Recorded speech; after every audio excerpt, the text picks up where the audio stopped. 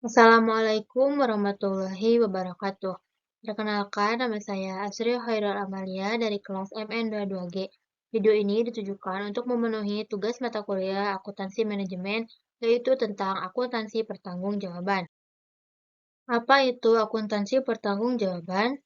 Akuntansi pertanggungjawaban merupakan salah satu konsep dari akuntansi manajemen, di mana bentuk formal yang dihasilkan adalah berupa informasi yang mengacu pada pusat pertanggungjawaban dalam suatu organisasi. Dengan diterapkannya akuntansi pertanggungjawaban untuk pengendalian biaya ada pusat-pusat biaya, cost center akan memberikan penilaian objektif terhadap kinerja pusat pertanggungjawaban tersebut. Menurut Hansen dan Mowen, mengatakan bahwa akuntansi pertanggungjawaban adalah alat fundamental untuk pengendalian manajemen dan ditentukan melalui 4 elemen penting, yaitu pemberian tanggung jawab, pembuatan ukuran kinerja atau benchmarking, pengevaluasian kerja, dan pemberian penghargaan. Selanjutnya yaitu tujuan dan manfaat. Tujuan dari akuntansi pertanggungjawaban adalah untuk menciptakan sistem di mana setiap individu dalam organisasi bertanggung jawab atas kinerja finansial dan operasionalnya.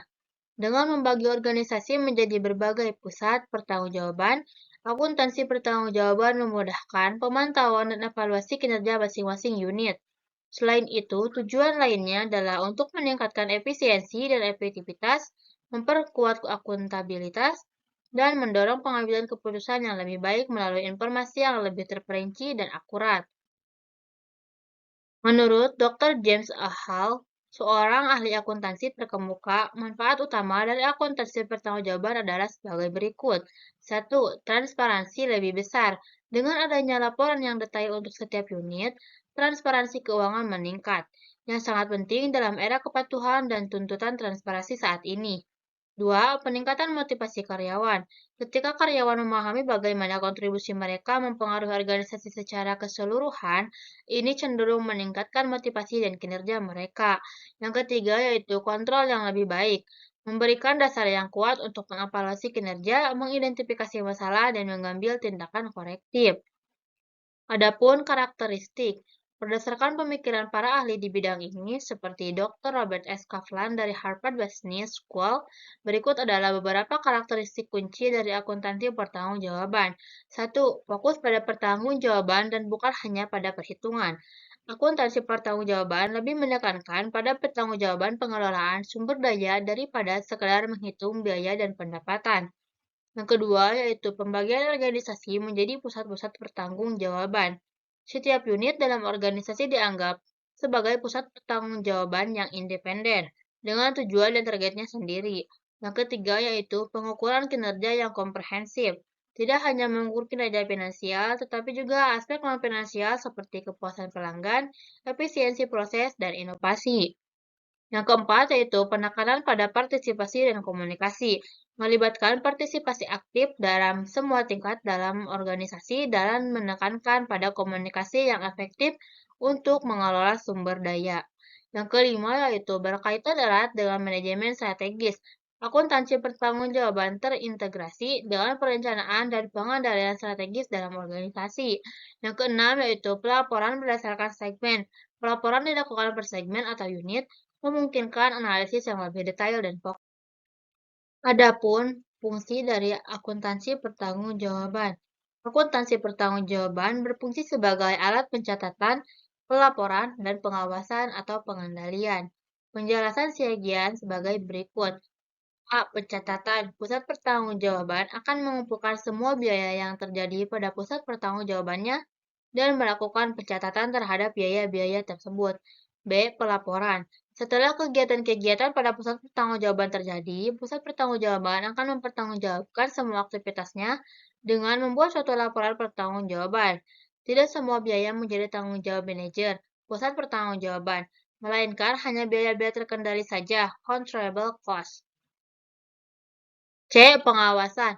Akuntansi pertanggungjawaban dapat digunakan sebagai alat pengawasan biaya karena akuntansi pertanggungjawaban mengumpulkan semua informasi akuntansi dari pusat-pusat pertanggungjawaban mengenai biaya maupun pendapatan, baik yang berupa anggaran maupun hasil produksi maupun hasil aktivitas sebenarnya. Selanjutnya yaitu cara penerapan. Menurut Mulyadi, beliau menyampaikan bahwa syarat untuk dapat menerapkan akuntansi pertanggungjawaban yaitu satu, struktur organisasi. Struktur organisasi harus menggambarkan aliran tanggung jawab, wewenang, dan posisi yang jelas untuk setiap unit kerja dari setiap tingkat manajemen. Selain itu, harus menggambarkan pembagian tugas dengan jelas pula. Yang kedua yaitu anggaran. Setiap pusat pertanggungjawaban harus ikut serta dalam penyusunan anggaran karena anggaran merupakan gambaran rencana kerja para manajer yang akan dilaksanakan dan sebagai dasar dalam penilaian kinerja. Yang ketiga yaitu penggolongan biaya. Pemisahan biaya ke dalam biaya terkendalikan dan tidak terkendalikan perlu dilakukan dalam akuntansi pertanggungjawaban, karena tidak semua biaya yang terjadi di dalam suatu bagian dapat dikendalikan oleh manajer. Yang keempat yaitu sistem akuntansi biaya. Setiap tingkatan manajemen merupakan pusat biaya dan akan dibebani dengan biaya-biaya yang terjadi di dalamnya yang dipisahkan antara biaya terkendalikan dengan biaya yang tidak terkendalikan. Yang kelima yaitu sistem pelaporan biaya. Bagian akuntansi biaya setiap bulannya membuat laporan pertanggungjawaban untuk setiap pusat-pusat biaya. Isi dari laporan pertanggungjawaban disesuaikan dengan tingkat manajemen yang akan menerimanya. Adapun langkah penting dalam menerapkan akuntansi pertanggungjawaban. Satu, pelatihan dan pendidikan. Memberikan pelatihan dan pendidikan yang cukup kepada karyawan mengenai prinsip dan praktik akuntansi pertanggungjawaban. Yang kedua yaitu pengaturan sistem pengukuran kinerja. Menetapkan sistem pengukuran kinerja yang sesuai termasuk indikator kinerja utama atau KPIs untuk mengukur dan mengevaluasi kinerja. Yang ketiga yaitu penyesuaian struktur organisasi. Mungkin diperlukan penyesuaian struktur organisasi untuk menyesuaikan dengan pusat-pusat pertanggungjawaban yang baru.